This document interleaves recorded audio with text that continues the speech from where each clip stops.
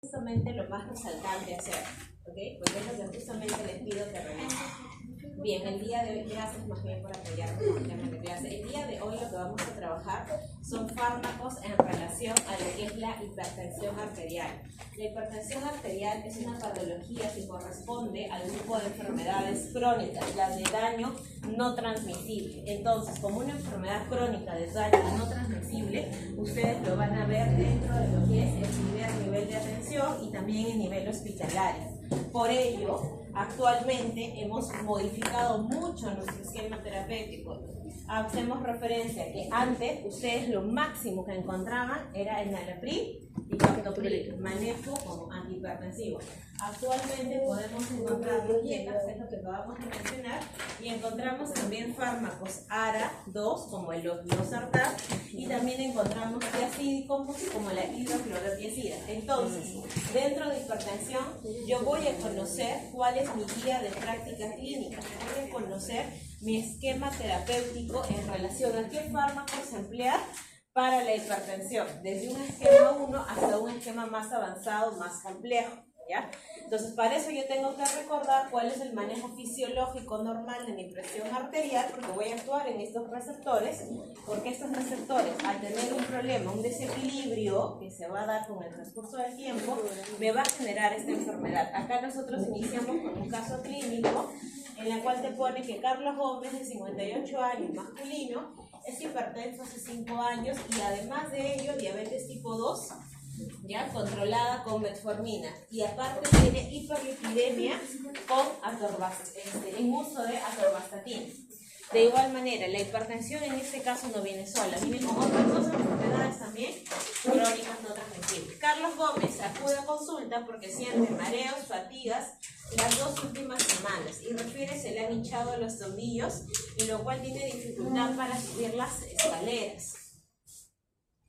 Muy bien. Hace un mes su médico le cambia el manejo antihipertensivo de un YECA, que es el enalapril, por el amlodipino para mejorar el control de la presión.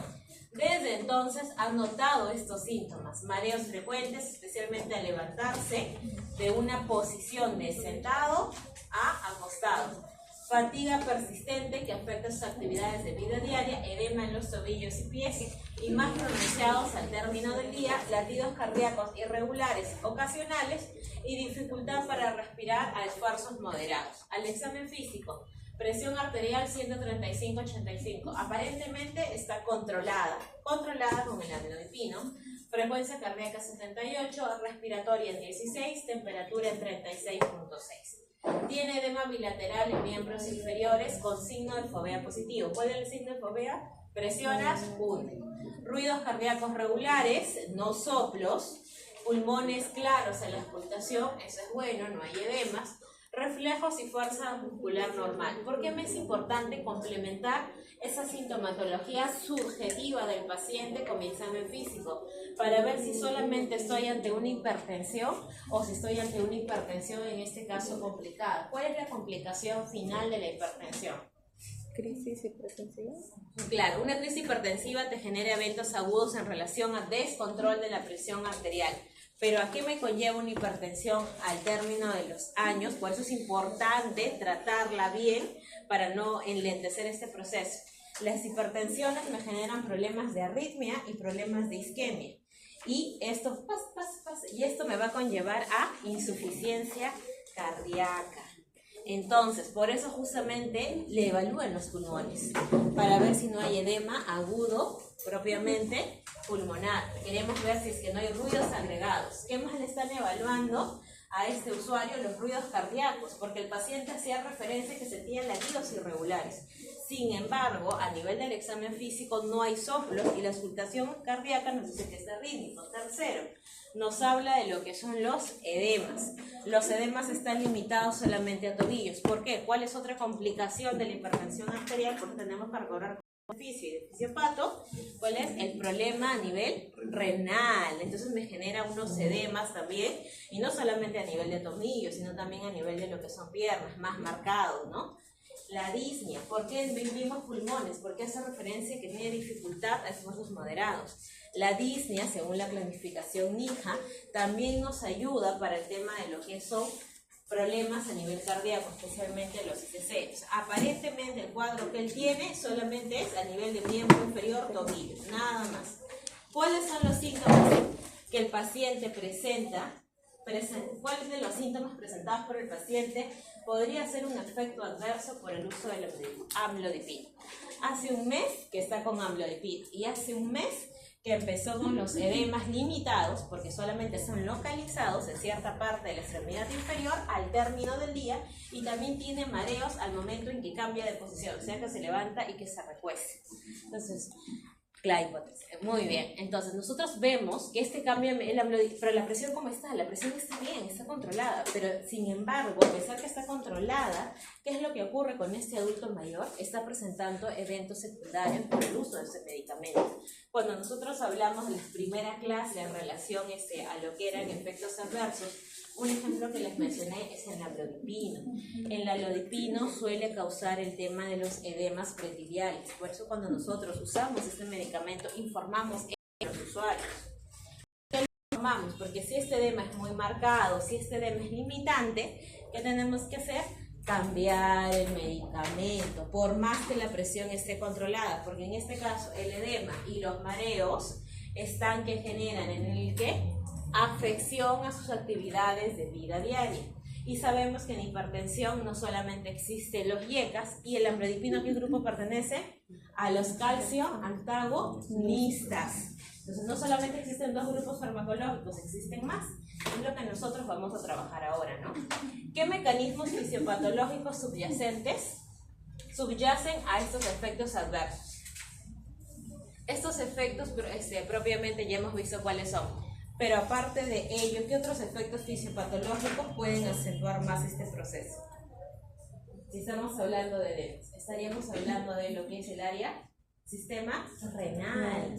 ¿Ya? ¿Por qué? Porque el sistema renal tiene 5 años de hipertensión. Muy probablemente su sistema renal también se ve afectado por eso. Por eso subyacen esos efectos adversos. ¿Qué ajustes terapéuticos recomendarías para manejar estos efectos adversos y optimizar un control de hipertensión de ese paciente? ¿Le cambiaríamos de medicamento o le damos, como se dice, un diurético nada más para poder mejorar esos edemas que tiene? ¿Qué hacemos? Y eso es lo que vamos a desarrollar nosotros ahora en la clase. ¿Ya? Entonces vamos a ver. Porque acá no indican por qué le cambiaron de IECA a la 2. Disculpen, a calcio antagonistas. No sabemos si fue por falla terapéutica porque ya no llegaba a controlar la presión arterial, o si es que no presentó otro efecto adverso en relación a los IECA. ¿Cuál es el efecto adverso de los IECAs? Exacto, pero la tos es cuando ya tenemos un consumo prolongado de IECA, ¿no? No es que lo voy a tomar primera semana, mis 3 primeros días, no. ¿Ya? Entonces lo que vamos a repasar nosotros son aspectos generales, fisiopatología, targets farmacológicos, líneas de tratamiento y fármacos. Ya, entonces nosotros tenemos que basarnos en una guía. La guía que yo les recomiendo que lean para hablar de hipertensión arterial es la guía, en este caso, de lo que es el AHA, ¿ya? Que es la Asociación Americana del Corazón. ¿Por qué es importante ello? Porque ahí nos habla acerca de lo que son los esquemas terapéuticos para hipertensión arterial. Y para eso nosotros empezamos definiendo, ¿no? La hipertensión arterial se hace, la definición, el aumento de la presión arterial sistólico y diastólico. Sistólico mayor o igual a 140 y diastólico en este caso mayor o igual a 90, ¿ya? Entonces nuestro límite es 140-90. ¿En quiénes? Si yo tengo 140-90, tengo 33 años, ¿estaría bien mi presión?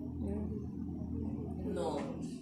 Si tengo estos valores de presiones continuos, sí tendrían que verificar que no tenga hipertensión, ¿no? Pero si yo tengo 75 años y tengo 140-90, ¿me dirían que soy hipertensa?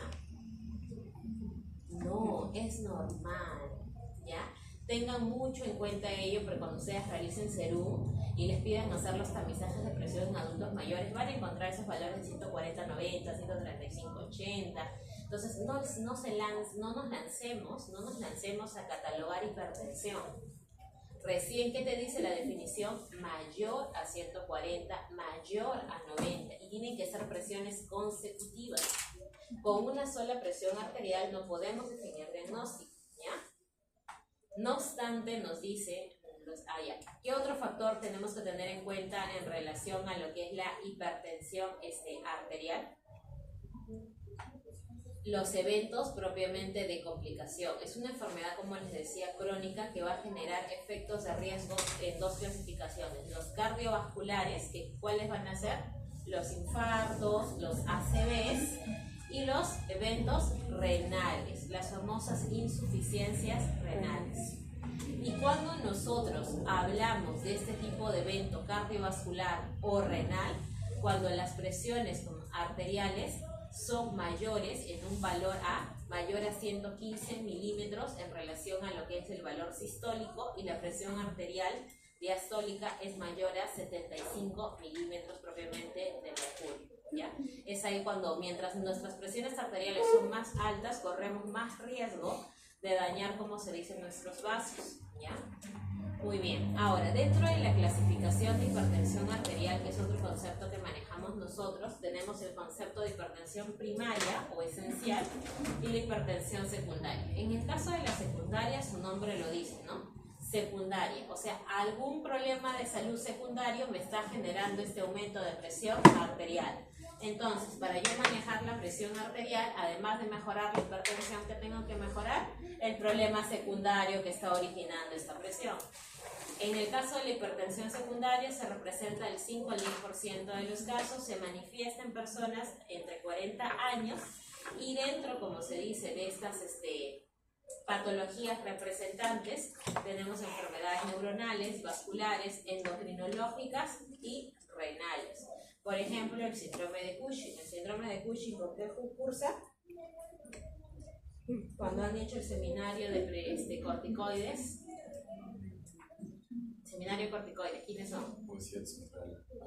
Claro, además de la obesidad central, ¿qué más? Vamos, seminario de corticoides. Miren que uno como anda atrás.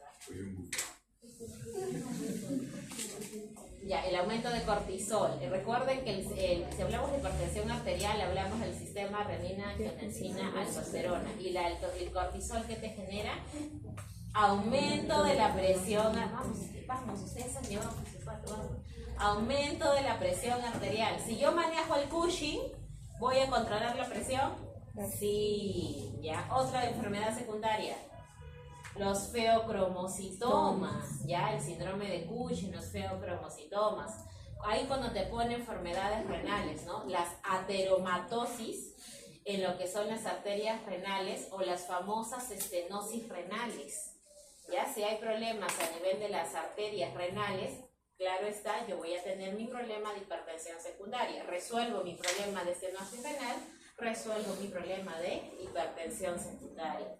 ¿Qué ocurre? Lo contrario ocurre con mi hipertensión primaria o esencial, que va a representar del 90 al 95% de los casos, y se va a dar en edades avanzadas, ¿no? No hay un límite exacto, podemos encontrarlo 45, 50, 55, o sea, prácticamente entre adultos que van a iniciar lo que es la adultez mayor. ¿Y a qué se relaciona la hipertensión primaria? Dentro de lo que es la hipertensión primaria, nosotros vamos, acá se subyace a una enfermedad adyacente, o igual neuronal, vascular, endocrino, renal. Ya hemos mencionado 3 ejemplos. Dentro de lo que es la primaria o esencial, ¿a qué se relaciona? Al estilo de vida, y no solamente al estilo de vida, sino también te habla de lo que es la epigenética, ¿ya? Entonces, dentro de la hipertensión primaria, el factor genético es importante, sí. Si mis abuelos son hipertensos, si mi padre es hipertenso, de mis 3 hermanos, muy probablemente, o los 3, o 2, o uno de ellos, vamos a ser hipertensos. Y eso es un factor no modificable, ¿ya? Pero ¿qué factor sí podría modificar? Porque recordemos que en primario no solamente es el valor genético, sino también el estilo de vida. Entonces, si yo tengo un estilo de vida, yo ya sé que tengo ahí un riesgo genético, tengo que cuidar mi estilo de vida para disminuir mi riesgo. Y dentro del estilo de vida, ¿de qué te habla? Lo que vemos en todos los eslogans comunicativos, ¿no? Y en el COVID también ya lo hemos visto. Propiamente actividad física, lo que es la alimentación y el consumo de sustancias no dañinas, ¿ya? Entonces, esa es nuestra definición de nosotros en relación a hipertensión primaria.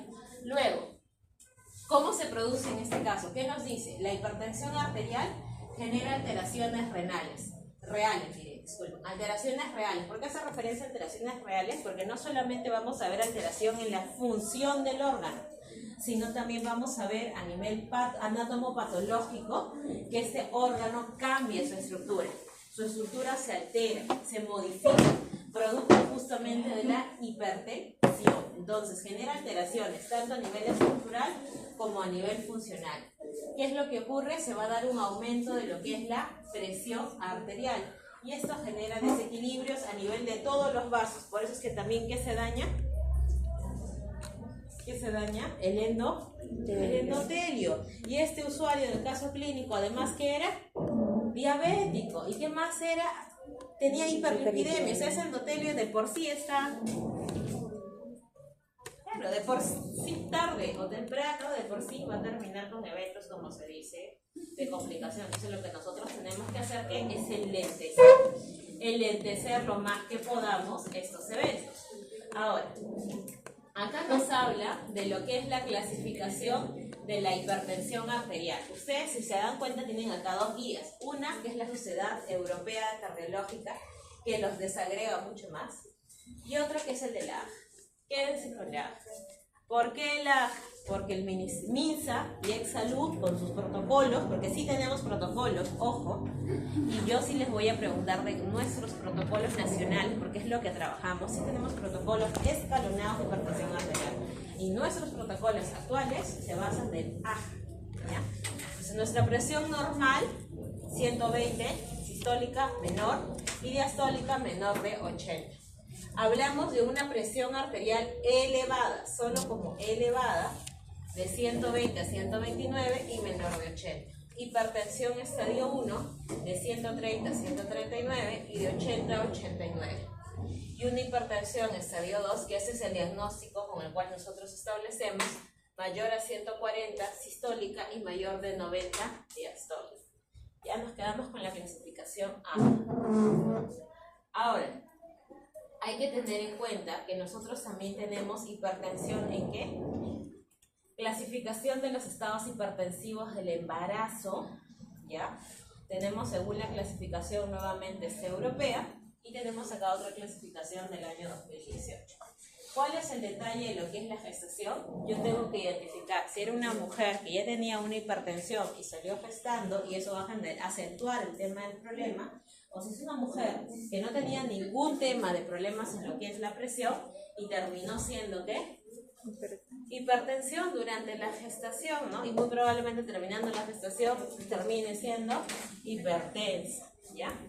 Entonces, según lo que es la Sociedad Europea de Cardiología, en lo que es hipertensión en el embarazo, nos clasifica hipertensión preexistente. ¿A qué hace referencia preexistente? Que precede el embarazo, ¿ya? Es antes del embarazo. Se desarrolla antes de la semana 20, es decir, antes del primer trimestre.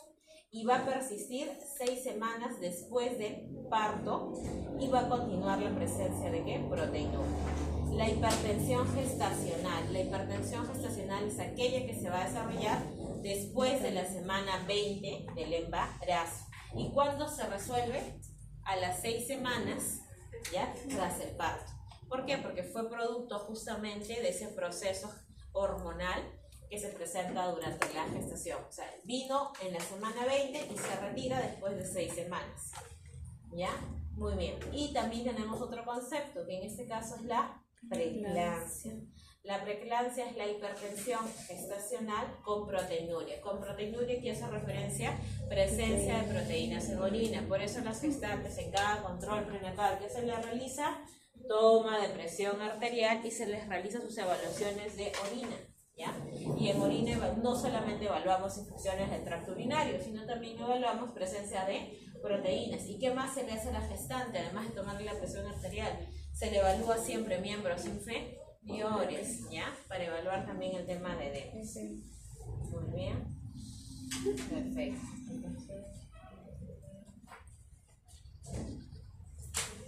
Ya. Ahora, aspectos generales para lo que es la hipertensión, en este caso para lo que es el desarrollo de preeclampsia. Dentro de los factores de riesgo para desarrollar preeclampsia, que es la hipertensión gestacional con presencia de proteinuria, hipertensión arterial crónica, síndrome antifosfolipídico, han hecho reumato. En fisiología no han visto, en fisiopato no han visto las enfermedades autoinmunes. Sí. Ya. Entonces, una de las enfermedades autoinmunes es el síndrome antifosfolipídico, lupus eritematoso sistémico, las diabetes pregestacionales, enfermedades renales crónicas, embarazos múltiples, el IMC mayor a 30, ya, o sea, los problemas de obesidad me generan un riesgo de ¿qué? Preeclampsia, abortos anteriores. En abortos previos siempre hay que descartar ¿qué? Síndrome antifosfolipídico. Cuando hagan rotaciones de ginecología y tengan usuarios que han tenido abortos a repetición y no han culminado el tema de una gestación, siempre hay que verificar ello, síndrome antifosfolipídico. Le piden marcadores en este caso. Nulíparas, edad materna mayores a 40 años, también factor de riesgo de preeclampsia. Intervalo de embarazos, periodo intergenésicos largos, mayor a 5 años. Reproducciones asistidas, en este caso hablamos de todo lo que son las fertilizaciones, ¿ya? Los retrasos de la restricción de crecimiento intrauterino, ¿no? Los RCIU, que también son consecuentes a este proceso, y desprendimiento de placenta previo, ¿ya? Desprendimiento de placenta previo. Muy bien. Acá nosotros tenemos la hipertensión arterial. Acá está lo que su compañera mencionó. La crisis hipertensiva también es importante, sí. ¿Cuándo definimos crisis hipertensiva? Cuando nuestra presión arterial es mayor a 180, muy bien, mayor a 180 sobre 100, mayor a 180 sobre 100 es una crisis hipertensiva y yo ya no le voy a poder manejar, como se dice, con enalapril, los sartantes, un medicamento que actúe de manera rápida y me baje esa presión. Las crisis hipertensivas, ¿ya? Me van a conllevar, si es que tenemos presiones continuamente descontroladas, a una insuficiencia cardíaca. Por eso les decía, ¿no? La complicación final de todo hipertenso, lo que yo tengo que evitar es que termine en ello. Sea por crisis hipertensiva, sea por arritmia, sea por infartos agudos de miocardio, los famosos SICA, ¿ya? ¿Qué más? ¿Qué otro problema me puede conllevar esa insuficiencia cardíaca? Aparte de la insuficiencia cardíaca, la hipertensión, crisis hipertensiva también me va a producir ¿qué? Enfermedad renal crónica. ¿Qué es lo que ocurre con la hipertensión? Va a haber una disfunción, tanto a nivel diastólico como a nivel sistólico, ¿ya? Entonces me va a generar problemas en relación a lo que es falla cardíaca, voy a tener problemas, en este caso de arritmias, voy a tener la famosa hipertrofia ventricular izquierda. ¿Por qué les digo el tema de la hipertrofia ventricular izquierda? Y lo que son fibrilaciones también auriculares que me pueda llevar el tema de la hipertensión.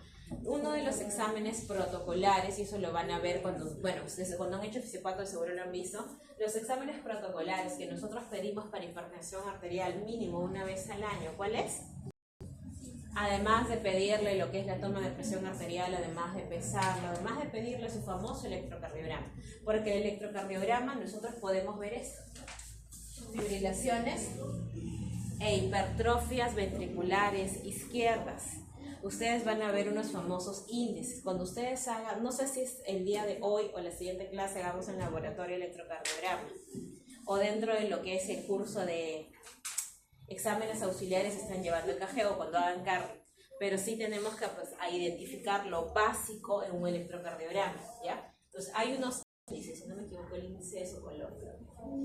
Entonces, ¿eso qué me ayuda? A ver hipertrofia ventricular izquierda. Si yo tengo hipertrofia ventricular izquierda, paciente hipertenso, esa hipertensión no es de 5 años.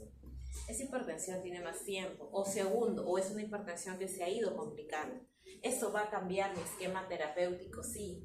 Por eso justamente venía el detalle, ¿no? ¿Por qué lo cambiaron de IECA a un calcio antagonista? Las hipertrofias ventriculares, al igual que las arritmias, nosotros la vemos en ese examen que pedimos anualmente a nuestros hipertensos, un electrocardiograma.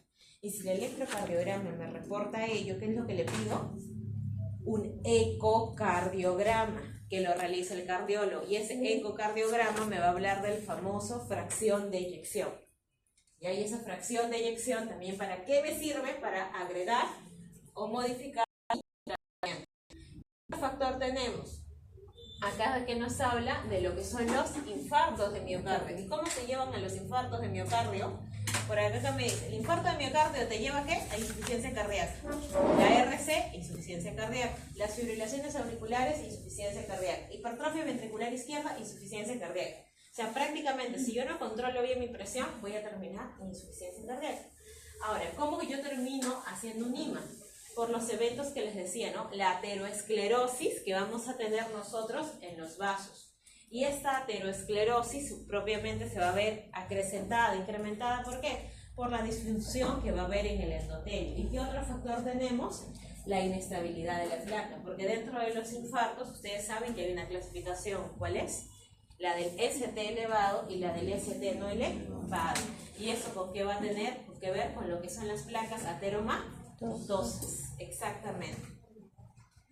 Presión arterial normal, prehipertensión. Prehipertensión, ¿qué valores eran? De 130 a 139 y menor de 80. Luego teníamos que hipertensión arterial, daño en órgano diana asintomático, ¿no? Normalmente la hipertensión, ¿qué tipo de enfermedad es? Es una enfermedad silente, ¿ya? Por eso los controles anuales. ¿Y cuáles son sus órganos diana de la hipertensión? Corazón, hipertrofia ventricular izquierda, ojos, por eso y los hipertensos pasan una vez al año. ¿Dónde? El oftalmólogo para el fondo de ojo. Retinopatías, nefroangioesclerosis, ya, eso es a nivel de ¿quién?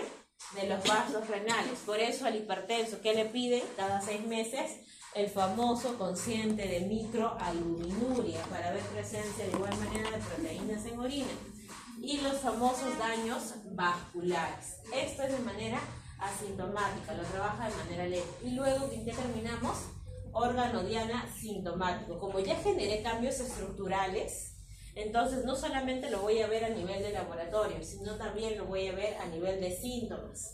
Acá que tenemos nosotros las famosas enfermedades cerebrovasculares, los famosos ACV, ya, las enfermedades renales crónicas, las insuficiencias cardíacas, ¿ya? Y finalmente, ¿en qué? Si es que esas complicaciones no son manejadas, fallecimiento.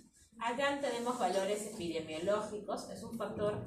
La hipertensión es el primer factor de riesgo de muerte, entre los 50 a los 69 años en el 2019. En el caso de varones es más prevalente, 24%, a diferencia de las mujeres que es de 20%. En el Perú tenemos que 5 millones de personas mayores de 15 años presentaron hipertensión arterial, lo que equivale a un 22.1% de ese grupo poblacional. Mayor de 15 años con hipertensión, ¿a qué creen que se llevó? ¿Cuál era? ¿Primaria o secundaria? Secundaria. Primaria, 15 años. Secundaria, 15 años. En 15 años, ahí lo que tengo que averiguar en mi adolescente, que es que no tenga problemas a nivel de estenosis renal, no tenga un feocromocitoma, algo que le esté generando, como se dice, el tema de la presión. Acá te están hablando de hipertensión en general, ¿ya? Entonces, pero recuerda, si es un adolescente, en este caso, de 15 años, 16, 17, 18, o otro factor. Y lo hemos visto cuando nosotros hemos hecho los simpático-miméticos vía indirecta. ¿Cuál? Empieza con, y pertenecía también a una de las clases en lo que era farmacodependencia, de clase 1, clase 2, clase 3. Empieza con C y termina en A. No, empieza con C y termina en A. Cocaína. La cocaína también te va a generar, como se dice, valores altos en relación. Entonces hay que tener siempre en personas jóvenes, antes de lanzarnos, antes de decir primario, lancémonos como se dice secundario. Ya, pues si secundario no es, pues fue el 1 en 1.000.000, ¿no? ¿Qué podemos hacer? Muy bien. ¿Qué más nos hace referencia a lo que es el tema de hipertensión arterial, factor de la región con mayor prevalencia de hipertensión? ¿Cuál fue? La costa. ¿Y por la costa por qué? Exacto, ahora sí, 24.4 por los estilos de vida. Y de los departamentos, de igual manera, ¿cuál fue el más prevalente? Lima. ¿Y por qué? Igualito, ¿no? Estilos de vida. Esta diapo es una diapo resumen a nivel de las bases fisiológicas que nosotros tenemos que saber de qué, de la hipertensión arterial, ¿no? Acá nos habla la hipertensión arterial, presión sistólica. Este concepto no, ya, este concepto en este caso está errado. Presión sistólica, presión diastólica, porque nos está hablando mayor a 120-90. Este concepto es de aproximadamente hace 10 años. Cuando nosotros hablamos de ese valor, actualmente nosotros ya no hablamos de este rango. ¿De qué estamos hablando? Mayor a 140-90, ¿ya? Por favor, estoy aclarando ello, así como cuando en la segunda clase aclaramos lo del parasimpático mimético con dopamina y dobutamina, ¿ya? Recuerden que de todas maneras, obligatoriamente, la literatura que nos pasamos inicialmente, ¿de cuál es? AJA y también del Goodman. Muy bien. Ahora, en el caso de lo que es, me imagino que en el Goodman también han modificado esto. En sus versiones actualizadas debe estar. Porque son 10 años, casi 15 años atrás. Que debería de haberlo modificado. Hipertensión. Entonces, acá de qué justamente nos habla, si bien es cierto, va a haber un daño en relación a los vasos, al endotelio, toda esta afección, ¿a quién va a generar daño? Al corazón. Entonces vamos a tener el aumento de lo que es la contractibilidad cardíaca, pero hay que recordar que estos factores cardíacos también, ¿quiénes van a intervenir? Factores genéticos y del medio ambiente. El medio ambiente ya sabemos quiénes son. Entonces, al haber una carga cardíaca aumentada, aumenta ¿qué? La contractibilidad del corazón. Por lo tanto, el mecanismo de autorregulación, vamos a estar, como se dice, en una disfunción en esta autorregulación. ¿Y qué vamos a tener? Problemas de vasoconstricción, va a haber una reactividad, en este caso vascular, y por lo tanto va a haber una resistencia vascular periférica.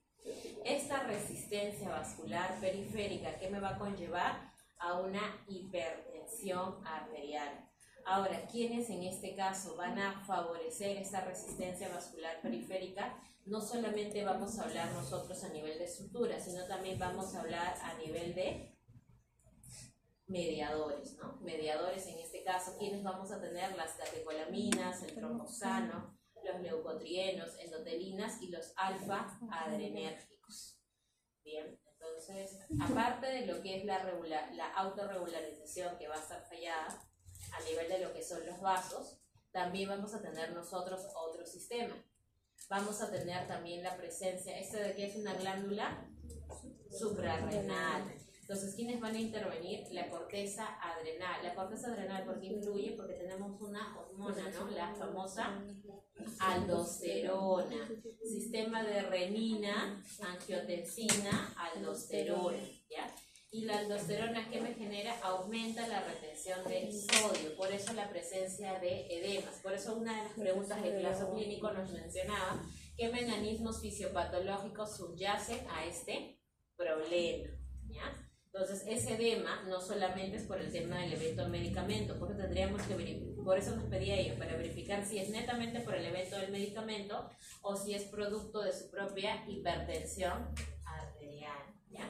Entonces, esta aldosterona me genera, aumenta la retención de sodio y aumentamos nuestros niveles, en este caso, de plasma y volumen extracelular. ¿Qué más? Al haber retención de sodio aumentada, hay un incremento de la reabsorción, en este caso, de agua, ¿ya? Entonces, en este caso, si hay un incremento en la reabsorción de agua, ¿con quién vamos a tener que trabajar? Te habla de la adenohipófisis, ¿no es así? La adenohipófisis, ¿qué hormonas te producía? Una de ellas era la vasopresina o la ADH. Muy bien. La oxitocina era la. Ahora, eso es a nivel de la glándula suprarrenal. Ahora acá nosotros tenemos el riñón. El riñón trata de hacer el efecto opuesto, contrarresta. Disminuye la excreción de sodio a nivel renal y tenemos de igual manera la presencia de ¿qué? De renina, ¿ya? La renina de igual manera va a influir en ¿qué? En lo que es la angiotensina. Y la angiotensina nos va a convertir a angiotensina 1 y una vez que pasa por la enzima convertidora de angiotensina en pulmón, hablamos de ¿quién? De la angiotensina 2. Entonces la angiotensina 2 pasa primeramente por los pulmones y acá mencionamos a un receptor, el receptor ATP1, ¿ya? Aunque me comentan que en literaturas a ustedes les figura como ATP2. ¿Sí? ¿Han revisado? ¿Quién más ha revisado alguna literatura? Ya. Ya. En el caso, en este caso, vamos a considerar válido ambos receptores, ¿ya? Ambos receptores, sean AT1 o ATP2, ¿ya? Entonces lo cataloga un / ATP1 y ATP2 receptores. Y esta angiotensina también donde actúa a nivel de los vasos. ¿Para qué? Para lo que es la vasoconstricción. Y todo esto que favorece la resistencia vascular. Y de esta manera nosotros tenemos, como se dice, el problema en relación a la hipertensión, al generarse un desbalance en esta área. La nefrona, ya acá tenemos a la nefrona con su glomérulo, arteria, túbulo contorneado proximal, los túbulos distales, estas son las famosas asas de Henle, ya, y el túbulo colector. Acá de igual manera, ¿qué es lo que ocurre en el túbulo contorneado proximal? Lo que es la reabsorción y de lo que es el bicarbonato, el lumen, lo que es la sangre, a todo lo que ocurre a nivel renal.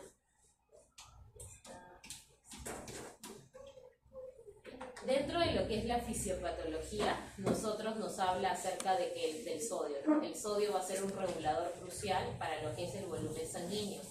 Una alta concentración de sodio va a generar ¿qué? La retención de líquidos, lo que nosotros conocemos como edema. Y de esta manera, al haber retención de líquidos, ¿qué hay? Aumento del volumen sanguíneo y por ende ¿de quién? De la presión arterial. Y acá nosotros tenemos el sistema de renina, angiotensina, aldosterona. ¿De qué se encarga? De regular esta presión arterial. ¿Cómo regula la presión arterial? Reteniendo sodio. La natriuresis por presión, ¿ya? Acá hace referencia a natriuresis. Natriuresis. Exacto. Sodio, la presencia de sodio en orina. ¿Bien? Entonces, este sistema de renina, angiotensina, aldosterona, ¿cómo controla la presión arterial? Uno, lo que es la retención de sodio, la natriuresis, vasoconstricción, ¿ya? Disfunciones del endotelio y lesiones vasculares. Van a tener un papel importante en lo que es la patología, de la hipertensión arterial. ¿Por qué? Porque estos factores, al darse, no van a permitir un adecuado control en relación a la presión arterial. La angiotensina 2 que nosotros mencionamos, que se daba la conversión por esta enzima convertidora a nivel pulmonar, ¿mejora qué reabsorción? Mejora la reabsorción de sodio. ¿En qué túbulo? En el túbulo proximal. Esto aumenta la actividad del cotransportador electrogénico de bicarbonato de sodio y lo que es la bomba sodio-potasio ATPase. Y esto nos va a llevar a ¿qué? A inducir la síntesis y liberación de aldosterona. ¿Y la aldosterona de dónde se libera? De lo que es la zona glomerular de la glándula suprarrenal. Entonces, para que se dé esta liberación de aldosterona de lo que es la glándula suprarrenal, ¿qué es lo primero que debe de darse? Lo que es la angiotensina 2, ¿ya?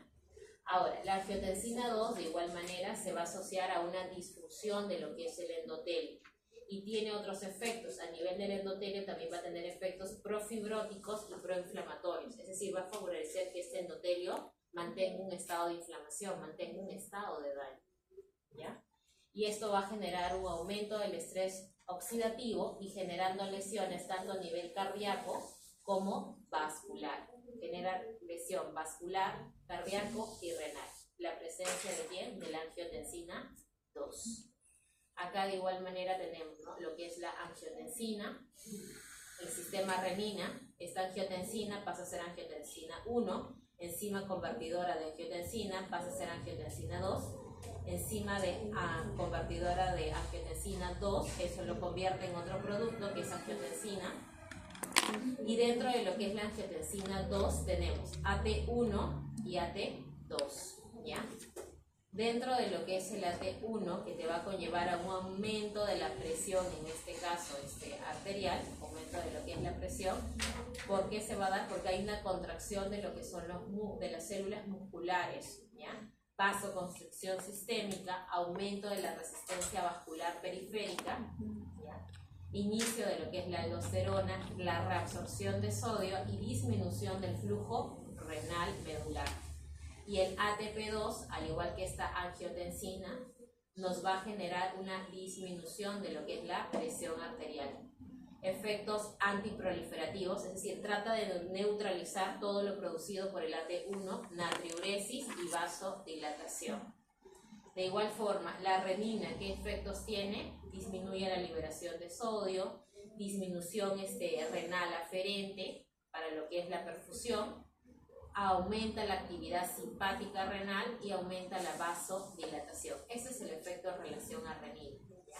Y es por eso que nos es útil este elemento para lo que es la conversión. Esto tiene que ver con ¿qué? Con la fisiopatología. Y vamos a hablar de otro mediador, ¿ya? Que es el péptido natriurético. ¿Por qué nos mencionan el péptido natriurético? ¿Quién sabe? ¿Quién? ¿Están llevando al laboratorio? ¿Sí o no? Laboratorio, exámenes auxiliares de apoyo para lo que es el diagnóstico clínico. ¿No llevan ese curso todavía? ¿Cuándo lo llevan? ¿El siguiente ciclo? Sí, o ya lo llevaron, no se acuerdan. Ya. ¿Por qué les mencionan el péptido natriurético? Porque se dosa. Se dosa. Actualmente es un marcador que se dosa, que nos ayuda justamente para ver el tema de ¿qué? Complicaciones. ¿Ya?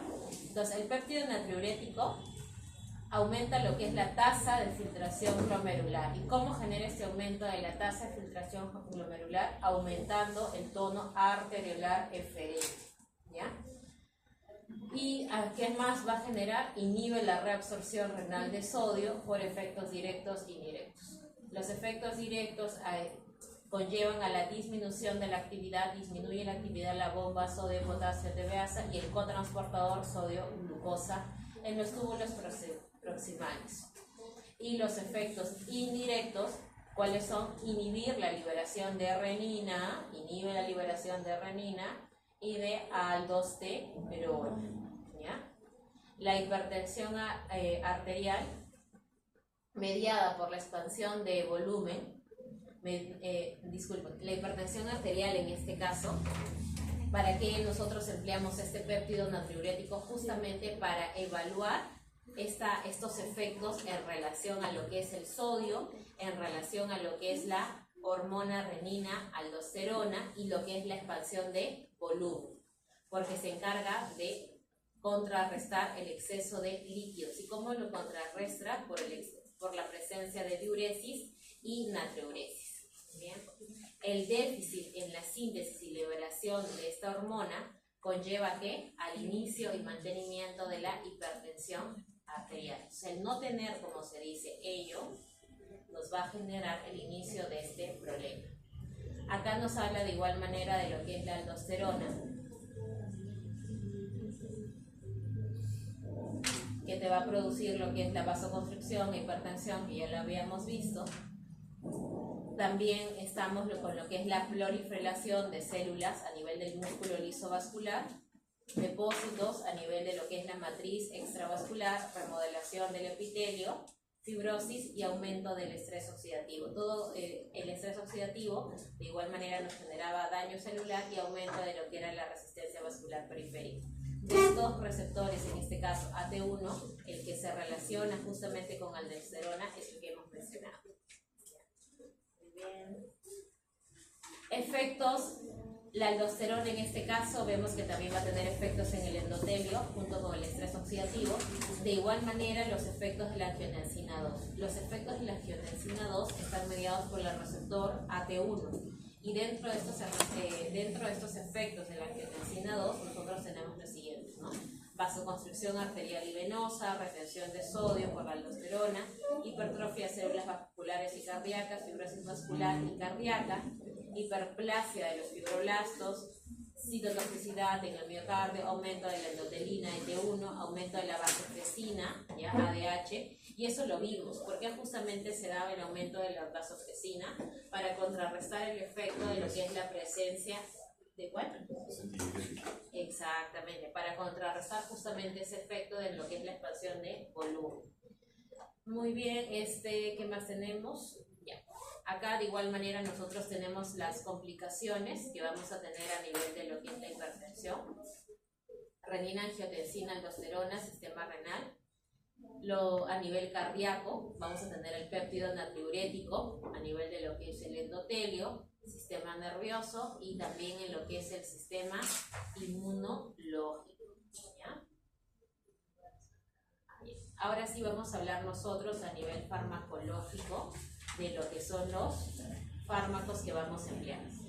Los fármacos de primera línea para lo que es el manejo de hipertensión arterial que nosotros tenemos que conocer y manejar, ¿cuáles son? Los YECAS y los ARA-2.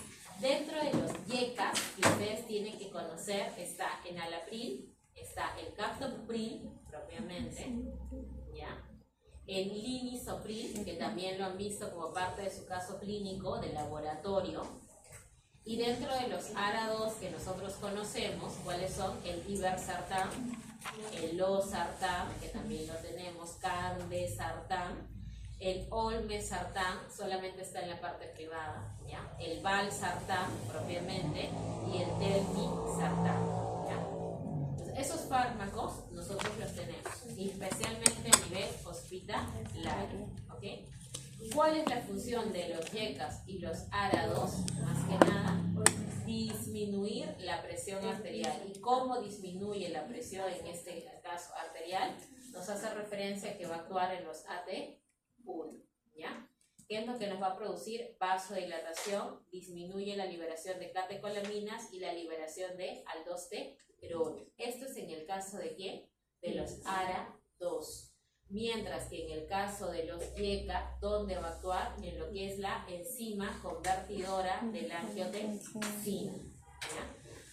Al actuar, como se dice, en esta enzima convertidora de angiotensina, ¿ya? Vamos a interrumpir justamente este proceso que nos generaba todo el problema en relación a la presión arterial. Entonces, mecanismo de acción de los YECAS, inhibir lo que es la enzima convertidora de angiotensina, y mecanismo de acción de los ARA-2, ya se produjo la angiotensina, como se dice, 2, y teníamos que actuaba tanto en AT2 como en AT1, y va a actuar a nivel de los AT1, produciendo estos efectos que ya hemos mencionado.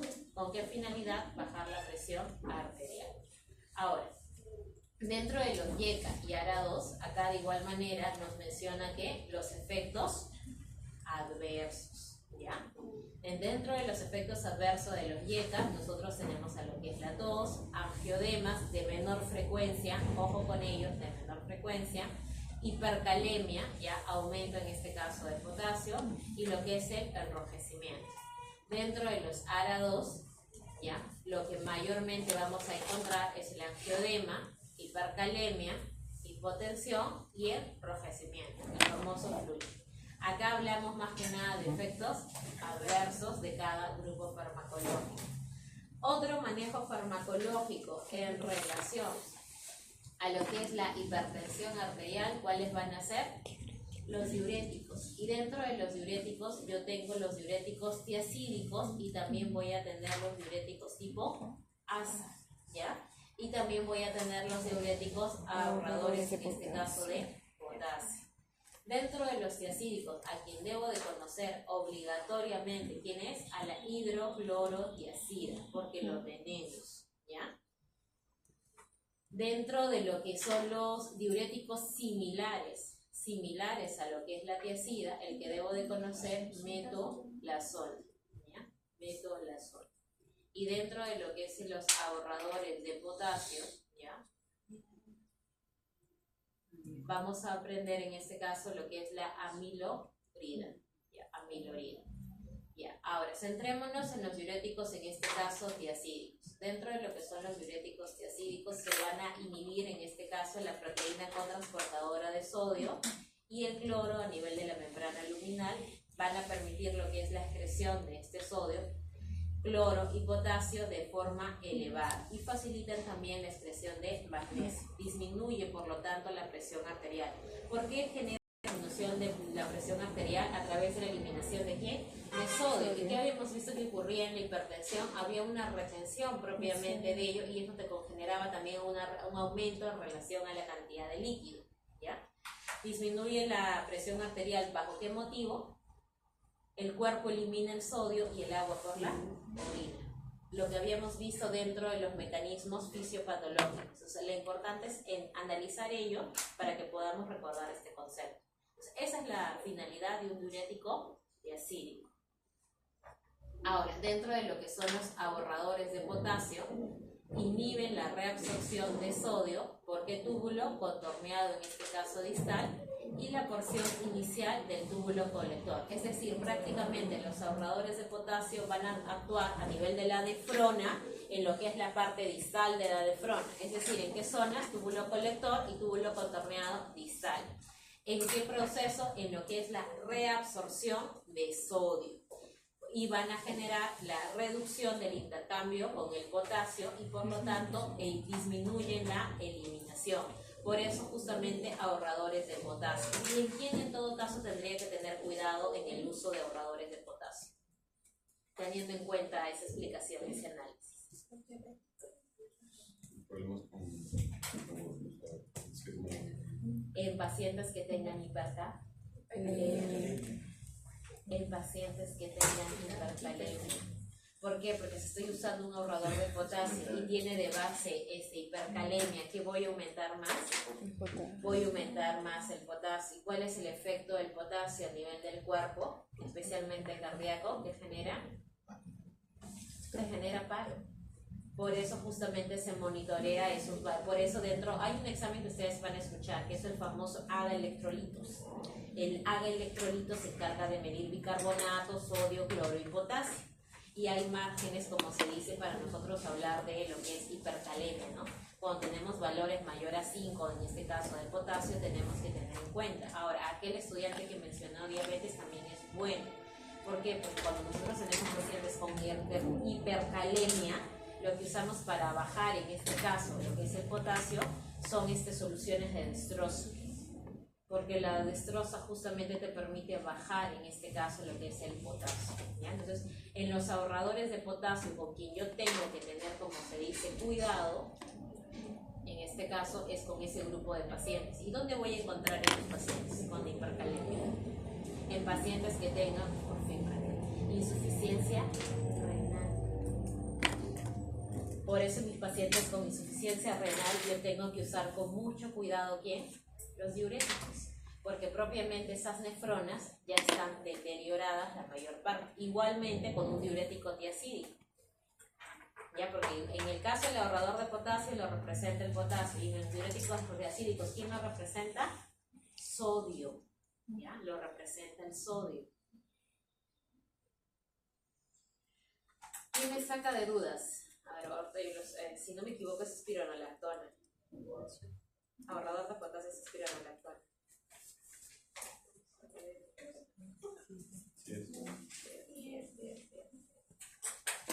Porque sí se usa, más que la amiloradina.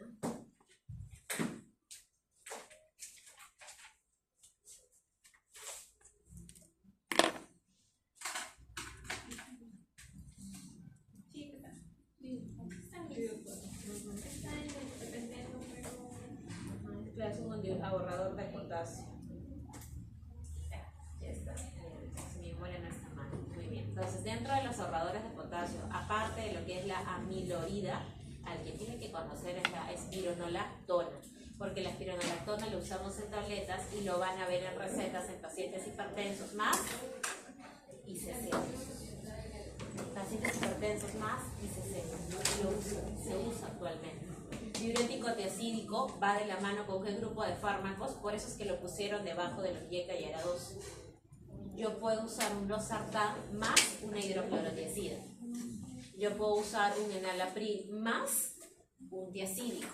Incluso las marcas, hablando a nivel particular, lo que usan es el olmesartán más el diacídico. Entonces, ¿eso qué quiere decir? Que nuestro primer esquema de tratamiento, ¿cuál es?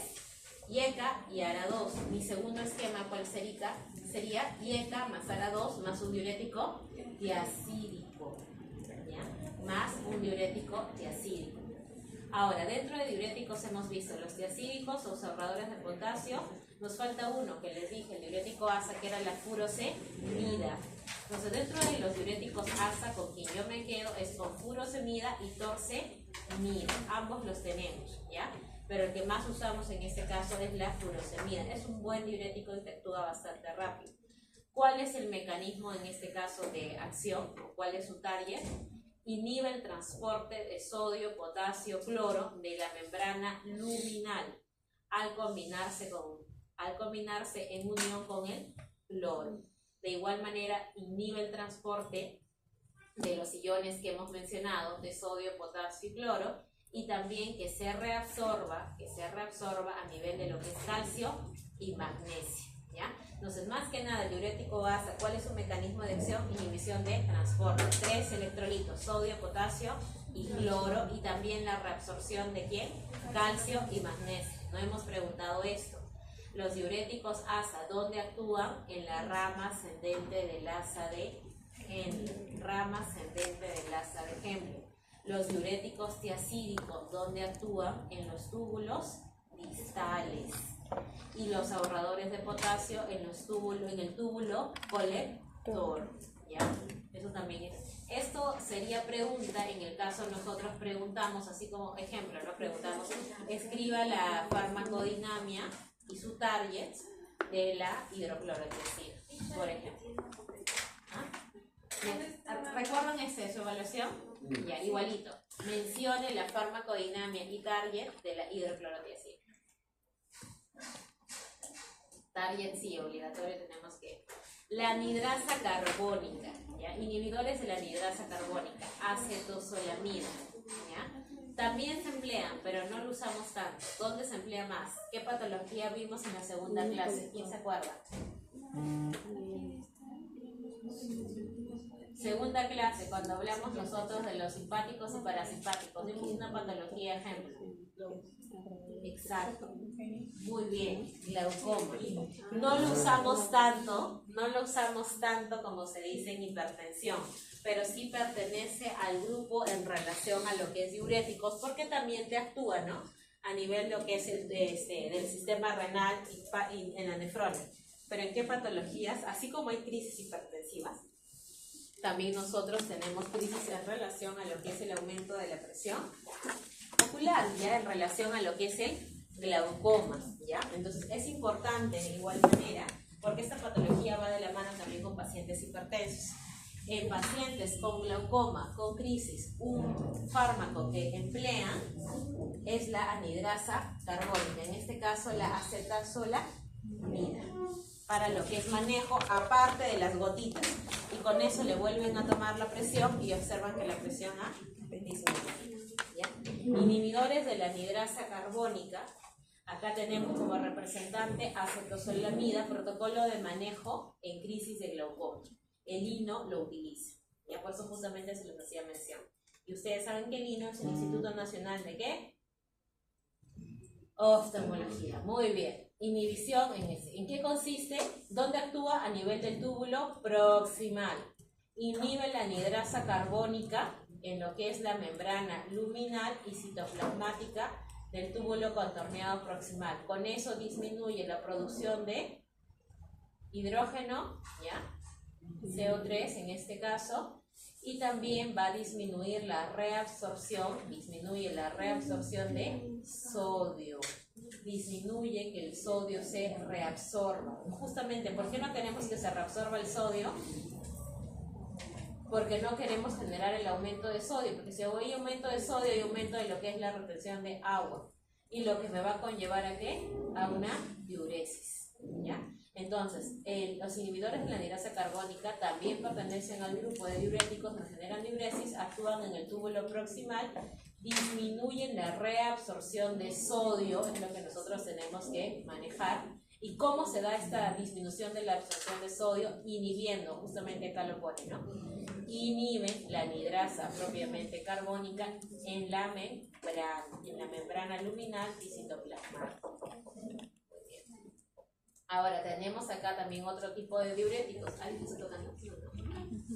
Entonces, así como teníamos el anidrasa, se están hablando acá de todos los diuréticos osmóticos. Sepan diferenciarlos, porque no vaya a ser que cuando se les pregunte una pregunta de caso hipertensivo me coloquen diuréticos y observemos la anidrasa.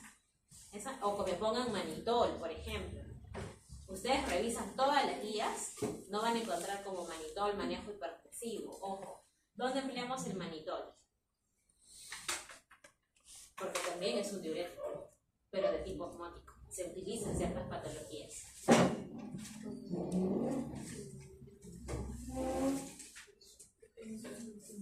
Edema cerebral. Edema cerebral. Y entonces tengan bastante en cuenta ello, ¿ya? Paciente con edema cerebral, o sea, en la tomografía nosotros vemos signos respectivos de ello, que empleamos diuréticos osmóticos. No confundir con... Están colocando acá todos los diuréticos, pero no todos se usan para HTA.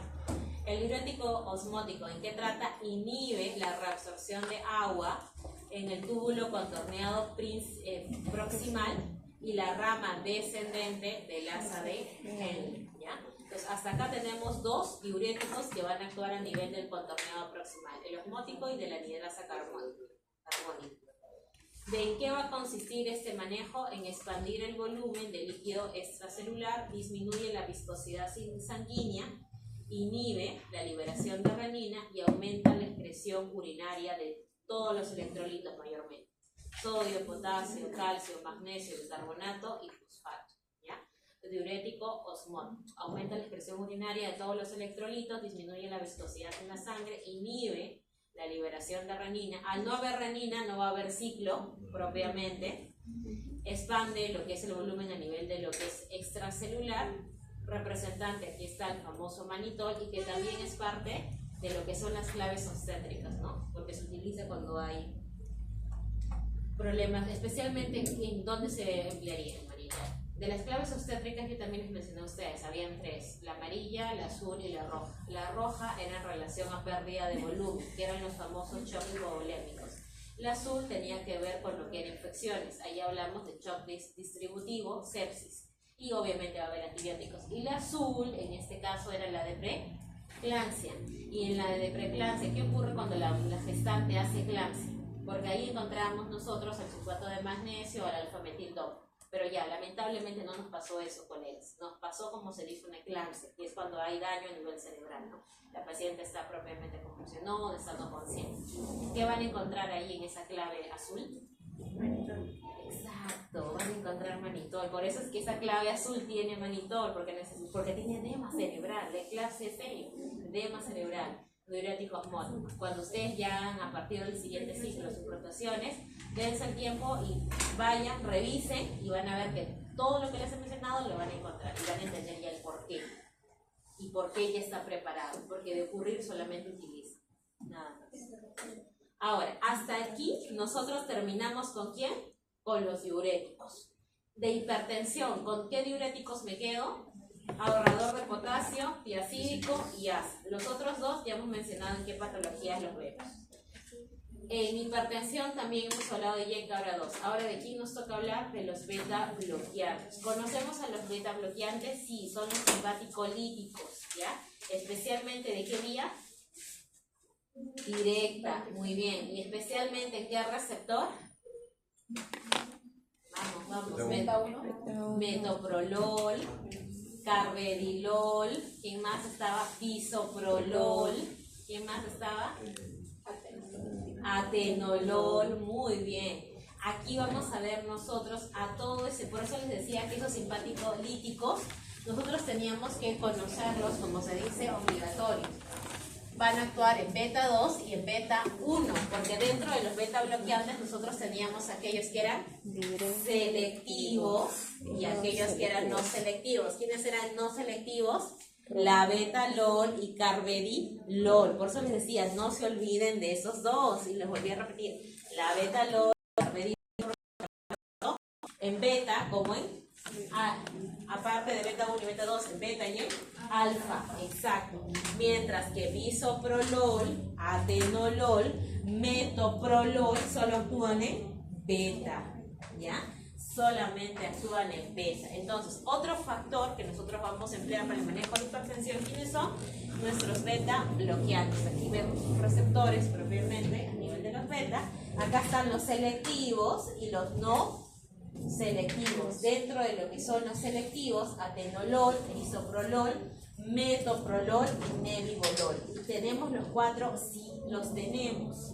Y dentro de no selectivos, propanolol y timonol, ¿ya? Estos de acá sabemos que no los vamos a emplear, pero es bueno de todas maneras que refuercen su conocimiento. Propanolol y timonol. ¿Qué es lo que ocurre, como se dice, con estos bloqueantes? Que es al momento justamente de bloquear estos receptores beta, ¿qué van a producir? Disminuir lo que es la contractibilidad cardíaca y la frecuencia cardíaca. Entonces, ¿recuerdan el esquema de fisiopatología que vimos en la hipertensión? Que además de dañarme el riñón, ¿dónde más me dañaba? El corazón. ¿Y el corazón en qué sentido? Habían 2 problemas, hipertrofia ventricular izquierda y las fibrilaciones. Entonces, ¿en qué hipertensos voy a usar mis beta bloqueantes? Se trata de análisis para que la información quede. ¿En qué hipertensos voy a usar mis beta bloqueantes, por lo tanto?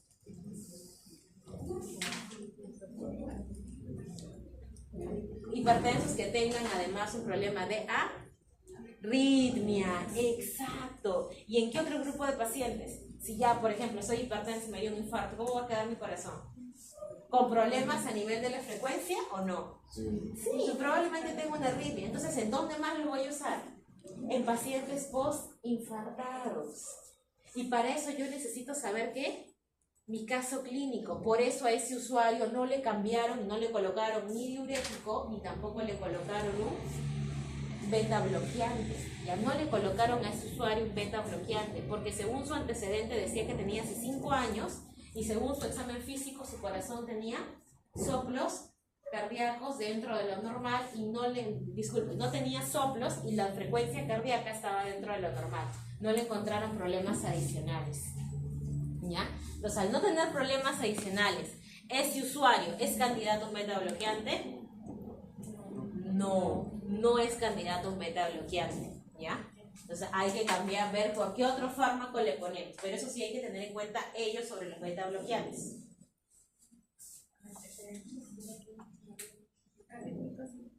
Ya. Acá están los bloqueadores beta, ¿no?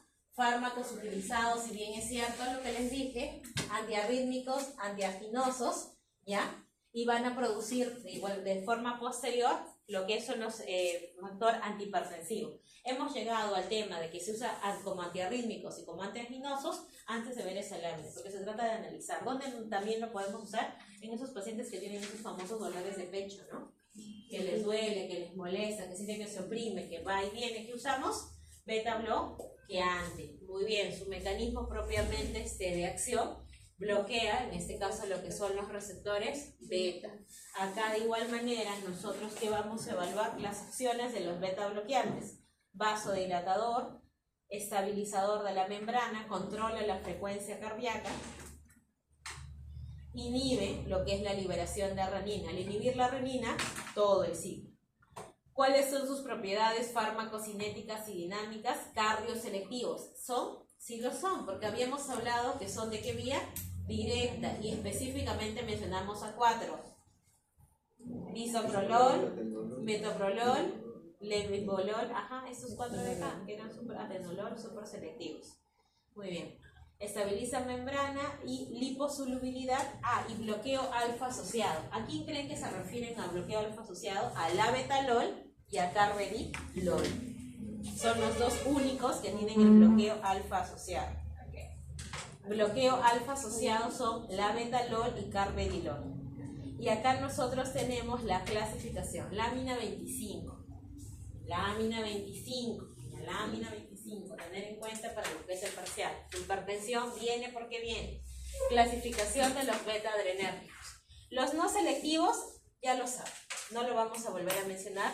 Y segundo, no lo usamos como por decirlo así como primera línea, justamente porque son no selectivos.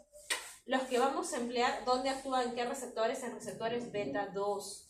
Y dentro de los beta 2, aquellos que son selectivos, ya los mencionamos, ¿no? Atenolol, bisoprolol, metoprolol, nebivolol, ¿ya? Sí se usan, sí los usamos en CAR. De igual manera tenemos a los de tercera generación. ¿Por qué acá te colocan no selectivos? Porque no solamente actúa en beta, sino también actúa en alfa. Carvedilol y labetalol. ¿Se puede venir esa pregunta para la evaluación? Se puede venir, ¿ya? Y los de tercera, en este caso tercera generación de los beta 2 selectivos, ahí está el nebivolol, ¿ya? Que ya lo hemos mencionado. Acá está de igual manera, ¿no? Donde lo usamos en las famosas anginas propiamente. ¿Por qué? Porque te mejora la contractibilidad cardíaca. Al mejorarte la contractibilidad cardíaca, propiamente permite que el corazón perfunda más y nutra mejor. Prevenir nuevos infartos. Personas que han tenido un infarto, los beta bloqueantes son capaces de reducir el riesgo y las barreras. ¿Cómo llegamos a la conclusión? Análisis. Entonces, de eso se trata justamente en farmacología. Si yo ya sé cuál es mi fisiopatología, qué es lo que ocurre en tales receptores, entonces si yo bloqueo tal receptor, voy a evitar, como se dice, ese problema y entonces voy a saber qué efecto, qué uso terapéutico tiene. ¿Entendido? Eso ya lo habíamos visto.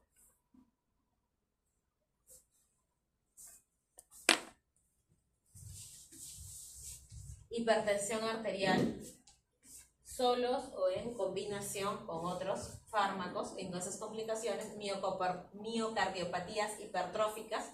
Cuando yo hablo de miocardiopatías hipertróficas, ¿a qué hablo?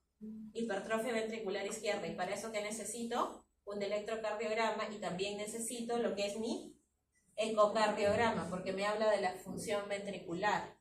¿Y cómo yo hablo de la función ventricular? De mi fracción de eyección, y eso no lo voy a ver con un electrocardiograma. Eso yo necesito un ecocardio. Y acá la insuficiencia cardíaca. ¿Y por qué la insuficiencia cardíaca? Porque ese corazón ya está deteriorado, ese corazón ya tiene un daño, probablemente por secuelas de isquemia, por problemas de arritmia. ¿Ya? Entonces acá vemos más uso de los beta bloqueantes. Muy bien. Y acá te coloca el uso de beta bloqueantes en enfermedades no cardíacas. ¿Ya? Dentro de enfermedades no cardíacas hemos visto como ansiedad, pero en la primera línea no era primera línea dentro de ansiedad, estaba dentro de lo que eran los misceláneos, ¿no? Y aquí representante beta bloqueante, ¿quién estaba acá? Propanolol, no estaba bloqueando específicamente cardíacos. De igual manera en el caso de glaucoma, como gotas oculares, ¿no? ¿Quién estaba acá? El timolol, ¿ya? En ansiedad, ¿quién estaba? El propanolol. Otro, el hipertiroidismo. Los beta bloqueantes también ayudan a controlar taquicardia, temblores y fatiga. Entonces yo estoy hablando de síntomas, en este caso en específicos, que utilizaría un selectivo o un no selectivo. No selectivo. ¿Y no selectivo cuál? Propanolol. Acá también utilizo propanolol. Y finalmente las migrañas. Los beta bloqueantes reducen el número de antecedentes de eventos migrañosos. ¿Cuál uso? Un no selectivo. Recuerden, cardioselectivos son usos de reserva propiamente para problemas ¿de qué tipo? No. Cardíacos. Los no cardíacos empleamos el propanolol y el timolol. Ahí en migraña también propanolol como profilaxis. Ahora, ¿todo es perfecto? No. Así como el IECA y el ARA también tenían sus efectos adversos. Lo he hecho está bastante didáctico, en verdad. Ya es posible. No, ya. ¿Cuáles serían en este caso los efectos adversos por las beta bloqueantes? Fatiga, mareos, enfriamiento, ¿no? De lo que son las manos y pies. ¿Y por qué? Porque ¿qué efecto tenía? Disfunción eréctil, aumento de peso e hiperglicemia. ¿Por qué resalto el beta bloqueante en hiperglicemia? ¿Qué ocurre? Ya, ahí viene el detalle. ¿En todos los diabéticos? Exacto. ¿Con quién entonces yo podría, si preguntáramos en la evaluación un tema de hipertenso con diabetes, por ejemplo, cuál me lo podrían colocar como contraindicación relativa, no absoluta? Porque absoluta quiere decir que no puedes darlo bajo ningún motivo, ni razón, ni circunstancia. Relativa tienes que evaluar. Entonces, ¿qué podríamos catalogar? ¿Qué efecto adverso? Porque eso entraría dentro de ¿qué? De farmacodinamia, farmacocinética o seguridad. ¿Dónde entraría? Seguridad. Exacto. Entonces podríamos catalogar, ¿no? En el caso de un usuario diabético, por seguridad se debe de evaluar las glucosas. antes de indicar un beta bloqueante por el efecto adverso de hiperglicemia. Ya está sustentada en este caso la pregunta. De igual manera, en mis pacientes que tengan, ¿cómo se dice? Obesidad, ¿no? Por el tema de aumento de peso. Muy bien, entonces, sigamos. Dentro de lo que es la espironolactona, que acá lo estamos viendo, lo están catalogando dentro de los antagonistas de los receptores de los mineralocorticoides. En este caso, ¿qué mineralocorticoide estoy hablando? La aldosterona. Entonces, la espironolactona corresponde a los antagonistas receptores de los mineralocorticoides. ¿Ya? Su mecanismo de acción es competitivo, se unen los receptores de la zona de intercambio sodio-potasio dependientes de ¿quién? Acá está, de la aldosterona. ¿En qué túbulo? Contorneado distal. Muy bien. Esto genera un aumento de la excreción, o sea, para que se elimine, aumenta la excreción de sodio y agua y mantiene los niveles de potasio y magnesio. Eso es bueno, es seguro. No me va en este caso a variar estos valores de potasio y magnesio. Lo que sí ocurría con el tiacídico, lo que sí ocurría con el ahorrador propiamente de potasio y con el diurético AS. Pero solamente es de uso, como se dice, en pacientes específicos hipertensos. No es que sea mi espironolactona mi primer diurético de inicio, ¿ya? Efecto antiandrogénico. Ahora, dentro de lo que son los vasodilatadores, de los vasodilatadores, el que yo necesito que manejen es este, nitroprusiato sódico. ¿Por qué? Porque ese esquema de manejo de los pacientes que vienen a urgencia por angina, ¿ya? Los pacientes que vienen por urgencia por angina más una crisis hipertensiva, si nosotros usamos como vasodilatador lo que es el nitroprusiato sódico, ¿ya? El nitroprusiato sódico activa ¿qué ruta? La guaninil ciclasa, guanosina, monofosfato cíclico de la proteína sinasa G. Esto nos lleva a una vasodilatación.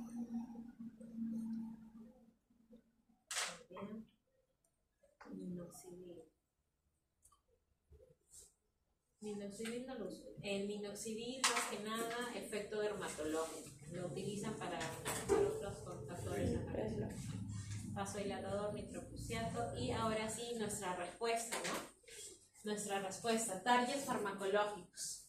Tenemos acá nosotros a los calcio antagonistas, pero los calcio antagonistas también se dividen. Se dividen en dos grupos, los dihidropiridinas y las no dihidropiridinas, ¿ya? Esto también nosotros, como se dice, lo vamos a ver a los calcio antagonistas, no solamente cuando nosotros hablamos de hipertensión, sino también que otra patología. Los beta bloqueantes los usábamos en A. Exacto, entonces los calcio antagonistas también los empleamos nosotros en arritmias, ¿ya? Aparte de la hipertensión. No hidropiridínicos, memorícense y sí sepan estos dos, ¿no? Verapamilo, diltiazem. Y las hidropiridinas que ustedes deben de conocer, amlodipino, nifedipina. Amlodipino, nifedipina, esas dos. Impiden, calcio antagonistas, impiden que el calcio ingrese a las células musculares del corazón y vasos sanguíneos. Esto que hace que los vasos se relajen, vasodilatación y ensanchen. Y de esta manera la sangre fluye con más facilidad y reduce la presión arterial. Entonces, los calcio antagonistas normalmente son fármacos antihipertensivos que nosotros usamos de preferencia en adultos mayores, ¿ya? Siempre las recetas de adultos mayores van a ver que va a tener un calcio antagonista. En nuestro paciente que le hemos hecho el cambio por amlodipino, que es un calcio antagonista tipo hidropiridínico, ¿qué debemos hacer? Ya que presentó este edema, que es parte de su efecto adverso. Le bajamos, no sabemos amlodipino de 5, no sabemos si es amlodipino de 10. ¿Qué hacemos? Lo dejamos, le bajamos la dosis, lo quitamos y le agregamos otro. ¿Qué hacemos? Acá está como se dicen las reacciones. ¿Tuvo mareos? Sí, tuvo. ¿Tuvo edemas? También tuvo. Palpitaciones, aparentemente, no porque se refería a ello. Enrojecimiento, ¿ya? Y constipación. ¿Ya? Las reacciones adversas. Ajá, acá está lo que son las líneas del tratamiento. dentro de lo que son las líneas de tratamiento, como les repito, nos quedamos en este caso ¿con quién? Con lo que es la AJA. Pero primero...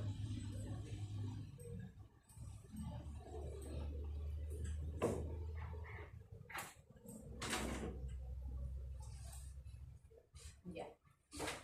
Hipertensión arterial. Siempre lo que tenemos nosotros que evaluar cuál es lo que es la evaluación de riesgo cardiovascular, ¿no? La evaluación de riesgo cardiovascular a 10 años es una escala, ¿no? Nos habla del perfil lipídico, nos habla de lo que es el peso, nos habla de lo que es el consumo de tabaco y nos habla del otro cuarto factor, que en este caso es la presión arterial, ¿ya? Entonces, dentro de lo que es el manejo no farmacológico, ustedes ya lo conocen, que hace referencia a todo lo que son actividades y bienes. Ahora, lo que nosotros tenemos que trabajar en estos pacientes es el manejo farmacológico y tenemos que hablar de las clases de medicamentos que nosotros vamos a emplear. Vamos a ver dónde están acá. Acá en lo que es la guía europea te lo pone, ¿no? YECA o ARA2, lo que les decía, ¿no? Paso 1, ¿no? YECA o ARA2, o le damos el YECA o le damos el ARA2, no los dos juntos. ¿Por qué no los dos juntos? Porque está contraindicado. Mayor crisis hipercalemia. Bien, aparte de ello.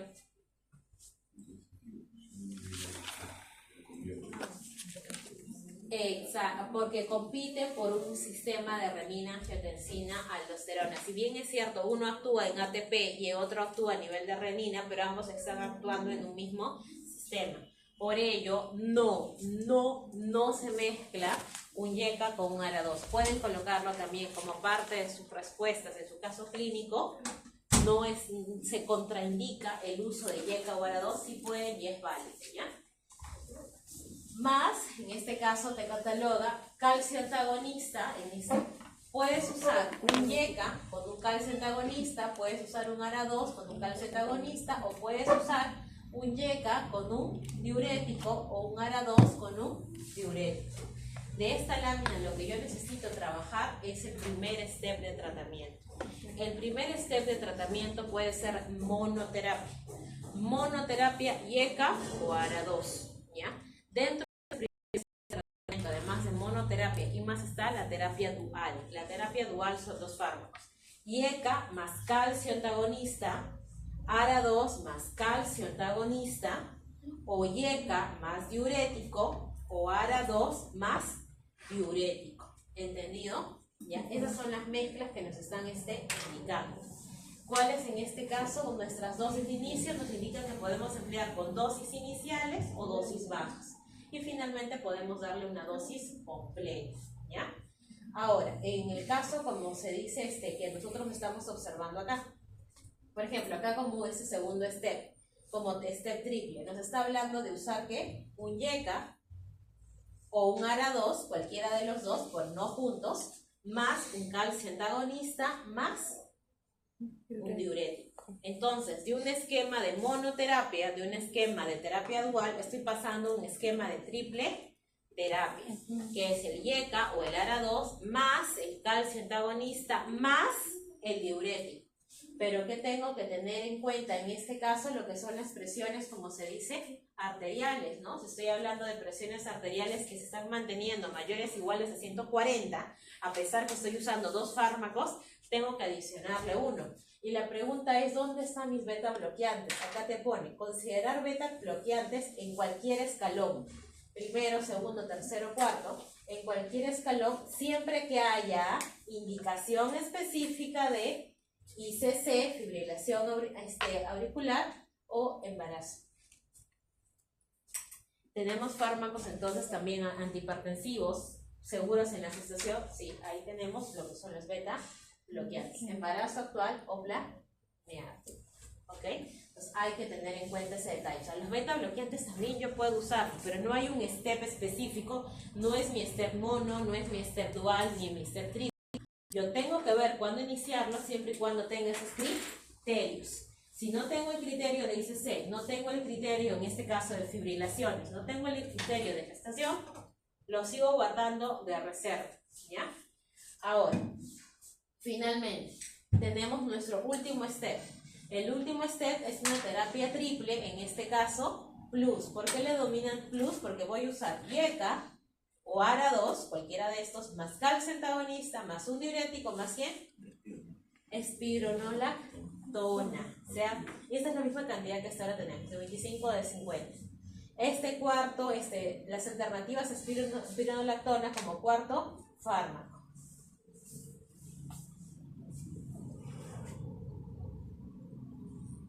Otra alternativa a la espironolactona es la doxazosina, ¿no? De liberación prolongada de beta-bloqueante. Entonces, aquí nosotros, estudiantes, tenemos nuestro esquema terapéutico para lo que es hipertensión arterial y lo que ustedes deberían de manejar si se presenta un casito clínico, ¿ya? Entonces, YECA o ARA2, calcio, diurético y finalmente la espironolactona. O sea, la espironolactona, ¿a qué slide pertenece? Al último, ¿ya? En este caso, a nuestro cuarto step. ¿Por qué cuarto step? Porque estamos hablando de una hipertensión propiamente resistente, ¿no? Que no mejora, entonces yo además de ese diurético tengo que adicionarle otro. Según nuestro caso clínico, ¿qué hacemos? ¿Él en qué esquema está nuestro caso clínico? Porque solo está tomando calcio antagonista, o sea, ¿en qué step estamos de los cuatro? Uno. No. Porque está con monoterapia, solo está con amlodipino. O sea, la monoterapia puede ser un día con ARA2 con calcio antagonista. Ajá. Tres tipos 140. ¿Cuál? El de acá. YECA o ARA2, calcio, más siempre y cuando las presiones se mantengan altas, mayor a 140-90. ¿Por qué? ¿Cuándo ustedes van a aumentar más medicamentos? Exacto. Cuando no controlen la hipertensión arterial. Cuando ustedes si controlan con su losartán de 50 mañana y noche, que se quede con su losartán de 50. Pero si no controla, como se dice, no podemos, como se dice, dejarlo en ello. Ya. Otra pregunta que también es importante. ¿Cuál de estos fármacos que hemos mencionado beta bloqueantes, YECA, ARA2, diuréticos, con toda la clasificación, bloqueantes de aldosterona, vasodilatadores, hemos mencionado 6 grupos farmacológicos, tiene efecto nefroprotector? YECA y ARA2. Por eso es que ustedes en pacientes diabéticos, no hipertensos, van a observar que endocrino les cataloga la tableta de YECA, si es de 10 miligramos, media tableta en las mañanas. Y no es que sea, o que quiere prevenir, ¿no? Una hipertensión arterial a futuro. No quiere prevenir una hipertensión arterial a futuro. Lo que quiere cuidar es la función renal. Y donde también lo podemos usar en pacientes que tienen proteinuria. Es por eso que se va a usar en pacientes diabéticos que tengan proteinuria. Entonces, en un paciente diabético que tiene proteinuria, le está dando justamente este YECA o ARA2 para preservar y disminuir esa proteinuria y en el siguiente control ver la resolución de ello y con ello hacer la suspensión del fármaco. ¿Ya? Entonces, eso sí les explico porque sí van a haber recetas que van a observar en mitad de tableta, sea el ARA2 o el YECA. Y vuelvo a mencionar, no es que sea hipertenso, no es que quiera prevenir, son nefroprotectores, ¿ya? Acá de igual manera un estudio acerca de lo que es la eficacia, justo del caso clínico que tratamos hace 3 semanas, eficacia del amlodipino en pacientes hipertensos. Sí, está. Muy bien, ¿no? Muy bien. Un estudio de Complich en pacientes con diabetes demostró que el tratamiento combinado de YECA con amlodipina fue más eficaz para prevenir lo que es muerte cardiovascular, infarto, accidentes, hospitalizaciones por angina, revascularizaciones, que la combinación con la hidroclorodiazina. ¿Ya? Entonces es YECA más ¿qué? Más calcio antagonista. Y lo que habíamos visto, ¿no? Terapia dual, 12. Fue más efectivo que unir mi YECA más mi tiazídico. Perfecto. Muy bien. Y ahora sí, acá nos habla de cada uno. Dentro de crisis hipertensiva era mayor a 180-100. ¿Cuál uso? ¿De qué forma? Sublingual. Exacto. Perfecto. Muy bien. Entonces, ¿en quiénes tengo que tener cuidado? Todo YECA y todo ARA2, por seguridad, no se den. Si salió gestante y tiene prueba prospectiva, suspender. Eso no lo olviden. En alergias, igual manera ustedes ya lo conocen. Ya igual lactancia y antecedentes de edema, ¿no? Lo que tenemos que conocer de este fármaco obligatoriamente es lo que es la farmacodinámica. De la farmacocinética, ¿qué necesito que ustedes se queden? Nos dice, rápida, el 75% en el tracto intestinal se reduce de 30 a 35 en presencia de alimentos. Por lo tanto, el captopril se toma en ayunas. De esa farmacocinética yo sí necesito que manejen ello.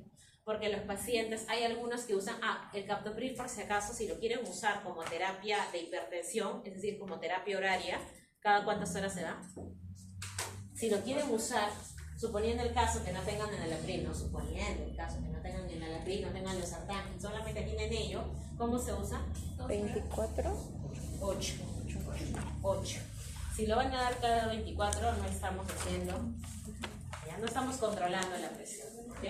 Se da cada 8 horas, ¿ok? Entonces, si yo lo voy a dar, por eso justamente les voy a explicar ello. Si por X motivo yo quiero usarlo de manera horaria para mi HTA en un paciente crónico, tengo que indicarle que lo debe de tomar en ayunas, porque si no va a reducir propiamente su metabolismo y eso va a generar una disminución en su efecto. De farmacocinética sí necesito que conozcan ello de captopril. Lo pueden catalogar también dentro de su como para justificar su respuesta también. Por ejemplo, si en el caso de hipertensión ustedes quieren poner captopril, pueden colocarlo y colocar ello. Y se recomienda el uso en ayunas por su característica de farmacocinética, que con la presencia de alimentos reduce en este caso, ¿ya?, su absorción en un 30-35% con la presencia de alimentos. Caso clínico, son 3 fármacos y ya les he enseñado en este momento en clase cómo deben de justificar. Solamente tienen que colocarlo así, nada más. Porque si vamos a justificar diciendo, no, tienen que tomar captopril porque es un YECA, o tienen que tomar beta bloqueante porque tiene fibrilación, actúan los receptores beta 2, etc. Muy bien, farmacodinamia, acá tenemos, ¿no? Inhibidor competitivo, altamente, ¿dónde actuaban los YECA? En la enzima convertidora de angiotensina. Muy bien, sus efectos adversos también los habíamos visto, ¿no? Principalmente la tos. No se da en gestantes. Enalapril, de igual manera, lo debo de conocer, sí, el enalapril yo lo tengo de 5 y de 10 miligramos, y sí lo puedo dar, como se dice, en tabletas, y sí se usa de manera horaria. Este fármaco sí lo puedo usar o cada 12 o cada 24, ¿ya? Es una ventaja y es seguro, ¿ok? De igual manera acá te pone lo mismo, ¿no? ¿Cuál es su contraindicación absoluta totalmente? Exacto, no se da. Muy bien, perfecto. Y en pacientes de igual manera, ¿dónde está?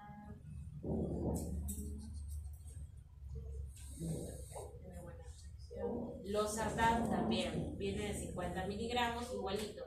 Lo podemos dar, como se dice, cada 12 o cada 24. Acá está su farmacodinamia, ¿ya? Y lo que les decía, no solamente para hipertensión arterial, sino también en enfermedad renal. En hipertensos y lo que les digo, pacientes con diabetes con proteinuria, nefroprotector, ¿ya? Nefroprotector. De igual manera, donde no lo damos, gestación y estenosis de la arteria renal. Colocar por alergia se entiende que sí, si es alérgico no le vamos a dar. Ahora, en riesgo de hiperpotasemia, o sea, riesgos de hiperpotasemia en el caso que lo estemos dando con otros concomitantes que retengan potasio, ¿ya? Y hay riesgo de hipotensión, o sea, de baja de la presión en pacientes que estén utilizando de base, ¿qué? Antidepresivos tricíclicos, como cuáles, amitriptilina, antipsicóticos, baclofeno, ¿ya? Entonces yo tengo que tener en cuenta, si mi paciente de base usa estos 3 medicamentos de forma continua, tengo que catalogar como seguridad contraindicarlo por el riesgo de hipotensión, ¿ya? Como una contraindicación relativa, ¿no? Tener cuidado, informarle al paciente que si presenta hipotensión es por ello y le vamos a cambiar el medicamento. Pero sí, ahí tenemos un prevento por seguridad. Valsartán, de igual manera lo tenemos, ¿ya? Acá su farmacodinamia, actúa en los receptores de angiotensina 2, tipo AT1, ¿ya? Igual manera, donde no lo usamos, en pacientes que tengan sensibilidad, pacientes con precaución, en pacientes que tengan hipovolemia, muy bien, y en pacientes con alergia, ¿no? Alergia a este medicamento.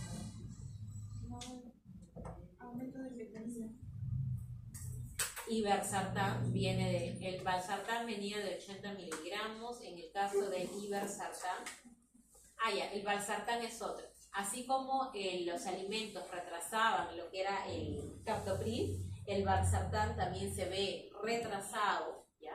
Lo que es su absorción con lo que es la presencia de alimentos. Hay que tener en cuenta ello. Ahora, otro fármaco, ibersartán, que también debemos, como se dice, de conocerlo, se utiliza para la hipertensión, pero también lo utilizamos en pacientes que tengan en este caso diabetes con nefropatía, ¿ya? Entre el ibersartán y el losartán, mi primera línea de acción, ¿cuál es? Losartán. El ibersartán es mi segunda opción, no es mi primera línea de acción, vuelvo a repetir.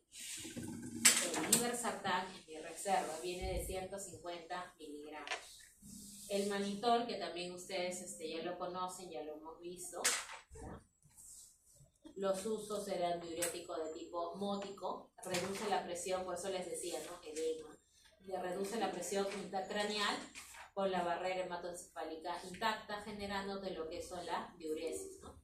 Perfecto. En edemas cerebrales se utiliza bastante bien, ¿no? O en pacientes con eclampsia. Verapamilo, ese también nosotros lo conocemos, calcio antagonista, ¿de qué grupo? No dihidropirídico. ¿Quiénes estaban? Eran dos, verapamilo y diltiazem. Verapamilo y diltiazem. Eso lo usamos y justamente en pacientes de igual manera con hipertensión, pero más que hipertensión, flúter o fibrilación auricular. Los no dihidropirídicos, que son verapamilo y diltiazem, utilizamos más que nada en arritmias. Eso hay que tener en cuenta. Bien. Diltiazem, acá está el segundo. Cuando hagamos antiarrítmicos se van a repetir esos dos medicamentos, al igual que los beta bloqueantes, así que sí o sí ya los hemos visto. ¿Ya? Acá está. ¿Dónde? ¿Qué arritmias? Supraventriculares. Muy bien. Hipertensión, anginas y arritmias. Isquemias miocárdicas. Muy bien. Nifedipino, calcio antagonista. El nifedipino también viene en tabletas de 30 y de 40 miligramos, se usa cada 24. Lo usamos también para anginas, ya segundo lugar hipertensión. Muy bien. Amlodipino, que es lo que nosotros estamos viendo ahora, ya. Acá el uso que le damos es netamente hipertensión arterial. Acá están los efectos que ya hemos visto que es lo que tiene. Espironolactona, que era mi diurético, en este caso antagonista de los receptores de los mineralocorticoides, ¿ya? Acá están los usos, no solamente se usa en pacientes hipertensos de estadio 4 en este caso, que es el último, sino también lo van a encontrar acá. Es decir, cuando usted haga rotación de gastro, porque en digestivo no estamos viendo cirrosis, vamos a ver cómo se dice espironolactona también. ¿Cuál es un efecto adverso habitual? La ginecomastia. La ginecomastia es un efecto adverso habitual de la espironolactona. No, acá están todas las cosas de contraindicación. Pacientes de falla renal crónica, gestaciones. Tienen varios para catalogar dentro de lo que son los casos clínicos. ¿Lo leen? ¿Ya? ¿Lo leen? Ajá. Furosemida, sí. Porque también lo usamos, especialmente en pacientes que tengan edema asociado a insuficiencia cardíaca o cirrosis hepática, vienen tabletitas de 20 miligramos. Los diuréticos en qué horario se dan? Mañana, tarde, noche. Mañana, tarde, noche, es un diurético.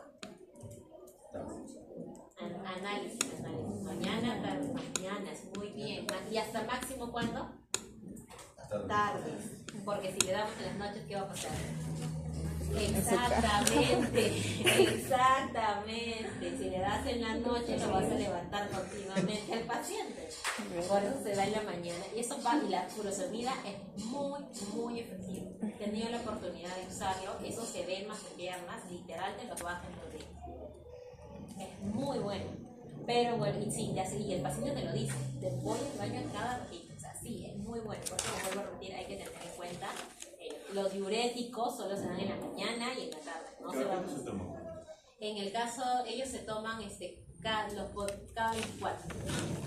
En el caso de las furosemida, máximo lo puedo usar 8 de la mañana y 4 de la tarde, pero lo ideal es cada 24. Va a depender de qué, del edema que el usuario presenta. Si tiene un edema pequeño, darle 2 veces al día no sería, o una vez especial. Por eso, ¿no? Uso en edemas también asociado a insuficiencias cardíacas, en cirrosis hepática, edema pulmonar agudo e hipertensión. Bien. Torosemida. Sí, porque no, o sea, sí hay en el privado, pero más que nada van a usar furosemida, porque sí hay en primer nivel, por eso les digo, y es bueno. O sea, si tú sabes para qué sirve un medicamento y ves al paciente con ello, lo vas a dar con una seguridad y vas a ver resultados. Ahora, diurético tiacídico obligado, hidroclorotiazida, ¿ya? Obligado. En la metadina, ¿no? No. Tiacídico, hidroclorotiazida. Lo que yo quiero es, como les repito, que ustedes manejen lo que nosotros empleamos, porque lo vas a tener. Hidroclorotiazida. Estos de acá sí existen, pero existen en lo privado. O sea, difícilmente lo vamos a utilizar. Ahora, otro tiacídico, además de la hidroclorotiazida, ¿ya? Lo leemos a mi oído, ¿ya? Lo leemos. Ahorradores de potasio, también leemos. Acetazolamida, lo que yo les mencioné, ¿eh? Ese sí viene. En la clortalina tampoco viene. No. Acetazolamina inhibidora, es que lo van a ver, porque a ustedes les va a llegar pacientes, como se dice, con glaucoma, especialmente cuando tengan presiones altas y se maneja. Y también donde se emplea en hipertensión intracraneal. Eso solamente lo leemos. Ajá, ese. Totalmente, ¿no? Bisoprolol, beta bloqueantes. Carvedilol también, metoprolol igual. Con eso tienen los suficientes. ¿Cómo influye el mecanismo de acción específico de cada clase de antihipertensivo en la elección de tratamiento adecuado para pacientes con morbilidad como diabetes, insuficiencia cardíaca o enfermedad renal crónica? ¿Y qué consideraciones deben tener en cuenta para minimizar los efectos adversos y opción terapéutica? ¿Nuestro paciente era diabético? Sí. ¿Era dislipidémico? Sí. ¿Hipertenso hace 5 años? Sí. ¿El alodipino estaba irregular? ¿Por qué catalogo irregular? Porque había efectos adversos. Si nos basamos en esta pregunta, es importante, por eso hemos visto 6 grupos farmacológicos, elegir el fármaco según el tema, según el problema de salud que presenta el paciente, sí, porque si no va a terminar en ICC. Si termina en ICC, ¿en qué termina? En muerte. Entonces, si yo no quiero que termine en ICC y tampoco en muerte, entonces yo tengo que darlo dirigido. Está bien, en base a lo que hemos visto de los mecanismos de acción de estos 6, que solo use amlodipino. No, 1, por los efectos adversos, y 2, ¿por qué más? Tiene comorbilidades, por lo tanto, ¿cuál era el mecanismo de acción de los calcio antagonistas dihidropiridínicos en este caso? Solamente impedir el ingreso de calcio y se actuaba tanto a nivel de los vasos como a nivel de la musculatura cardíaca. Pero este paciente tiene dislipidemia, tiene diabetes, o sea, ese endotelio necesita totalmente ayuda, no solamente un calcio antagonista. Entonces, por la comorbilidad, necesito ayudarlo. 2, hay edemas. Si bien es cierto, el edema es por el efecto, como se dice, en este caso, adverso del amlodipino, ¿cómo podemos estar tan seguros de ello? ¿Le hemos pedido una prueba de función renal? No. ¿Te dice eso el caso clínico? No. Entonces, ¿cómo podemos decir que es solo por el amlodipino y no por la hipertensión o por la diabetes si no sabemos la proteinuria? Entonces, el amlodipino, muy aparte del efecto adverso, no está cubriendo las necesidades de este paciente. Entonces, ¿qué fármaco nosotros deberíamos adicionarle a este usuario que sí le tenga el factor de nefroprotección y también a nivel de los vasos? Dietas o horas. Por eso acá vemos, ¿no? Apliquemos lo aprendido. Acá tenemos nosotros los YECAS, los ARAS, diuréticos tiacídicos y los diuréticos ACE. En este paciente que nos dice indicaciones especiales, pacientes con diabetes, alternativas, aquellos que no toleran, ¿no? Entonces, nuestro paciente, ¿cuál sería lo adecuado? Un YECA o un ARA. Entonces, yo uso YECA y lo cambiaron a un calcio. Entonces, ¿por quién me voy? Ahora, Exacto. Nos guiamos de nuestros steps, mono, dual, triple y el triple plus, que eran los 4, ¿ya? Recuerden que el beta bloqueante puede ingresar en cualquiera de estos 4, pero va a depender de la condición especial, ¿ya? Si no nos menciona condición especial, queda todavía en reserva. Entonces, ¿este paciente candidato a quién? ARA 2, los sartán en este caso de 50, podemos iniciarle cada 12 horas. Y por ese, en este caso, por ese edema que tiene, podemos agregarle, como se dice, un tiacídico, podemos hacer un esquema dual. ¿Con cuál le agregaríamos? Exacto, pero como quiero todavía iniciar despacio, no le daría de 25 miligramos, sino le daría la mitad de tableta, que es 12.5. No, esa parte de los números no se hagan ustedes en brollo. Solamente si cuando llegue el terapeuta, los sartán más hidroclorotiazida, o sea, sería un esquema dual, porque yo necesito proteger el riñón, abarcar todo el sistema renina y también cuidar en este caso en la función renal y eliminar esos edemas, porque el paciente en este momento está con edemas. Entonces le voy a dar temporalmente un diurético y así. Acá está como en la lámina 62, está en este caso el resumen de en qué pacientes debo de emplear. Hay que tener en cuenta que en los adultos mayores, como les decía, y afroamericanos, es bueno el uso concomitante de ¿qué? De un tiacídico.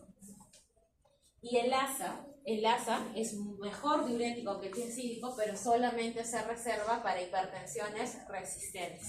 ¿Qué es una hipertensión resistente? Que a pesar del esquema actual que le estás dando, te sigue marcando más de 140. Es decir, no le hace nada a lo que le estamos dando, ¿ya? Edema agudo pulmonar, porque es mucho más fuerte. Pero, doctor, el diurético de ASA hay que entregarle el STEM 4, ¿verdad? ¿Cuál? El diurético de ASA, el STEM 4. Claro, también podríamos mezclarlo junto con lo que es la espironolactona. Y luego acá tenemos otros fármacos más que ya hemos visto, ¿no? Los beta bloqueantes, de igual manera su condición especial. Los inhibidores directos de la renina, eso lo leemos, no lo vamos a emplear. Alfa bloqueantes, ¿ya? Acá está también más. Alfa bloqueantes, no está bien. Los alfa bloqueantes en este caso tenemos también estos fármacos, pero nosotros no lo empleamos, porque lo revisamos. Vasodilatadores, solamente me quedo con ¿quién? Con nifedipino. Como vasodilatador, beta bloqueantes entra, estos dos, ¿no? Claro, así, tienes razón, nitroprusiato de sodio. Nifedipino corresponde a los calcio antagonistas. Sí, tienes razón, nitroprusiato de sódico, vasodilatador. Y dentro de los antagonistas receptores de aldosterona, la espironolactona, y los calcio antagonistas, nifedipino y amlodipino. Y está, ahí está el esquema terapéutico resumen. Estos dos de acá, no. Estos dos de acá no entran. Estos dos no entran. Al espironolactona solamente le consideran antagonista de los sueros de aldosterona, no diurético ahorrador. No, solamente lo vamos a estudiar como receptor de aldosterona y solamente pertenece a que ser el 4, que era el triple plus, que empleamos nosotros, YECA, ARA 2, más calcio antagonista, más diurético, más espironolactona. ¿Ya? Muy bien. Exacto. Entonces, ¿y cuál era el efecto más frecuente? Lo que era la ginecomastia. Y dentro de los calcio antagonistas, acá está, ¿no? Hipertensión aislada, anginas. Muy bien. Entonces ya tenemos el esquema para nuestro paciente, ¿no? Son los sartán más su diurético tiacídico. Y tenemos que ver cómo se dice todo. Y a ver, ¿quiénes han faltado en este caso para darle un examen?